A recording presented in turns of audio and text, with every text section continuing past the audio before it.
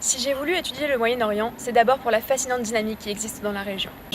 Comment comprendre les liens, les implications, les enchaînements successifs entre la société, la religion et le politique. Avec le sujet de notre première conférence, le pouvoir militaire en Égypte, nous avons mené un travail d'analyse, départageant les axes de recherche pour croiser les points de vue.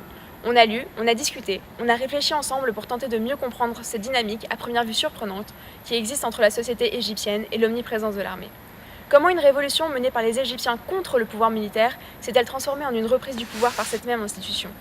Il y a bien sûr une distinction à faire entre l'armée de 2011 et l'armée de 2013, mais c'est surtout la volonté de changement, la perception de l'armée par la société civile qui est intéressante. C'est par exemple l'annonce de la découverte par l'armée d'un traitement contre le sida, cristallisant les tensions entre pro et anti-Sisi.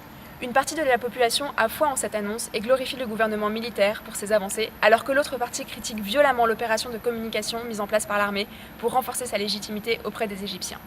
Ce type d'opération est-il indispensable pour le maintien de la stabilité en Égypte ? Ce sont ces types de problématiques que nous essayons de traiter dans notre recherche. Alors, comment rendre notre travail productif ? Le but de Yomena, c'est le dialogue, c'est l'ouverture, c'est donner la voix à la jeunesse pour aborder les conflits politiques et sociaux, pour aborder d'un nouvel œil les enjeux de la région MENA. Yomena, c'est donner une nouvelle approche et prouver que les jeunes aussi ont leur mot à dire.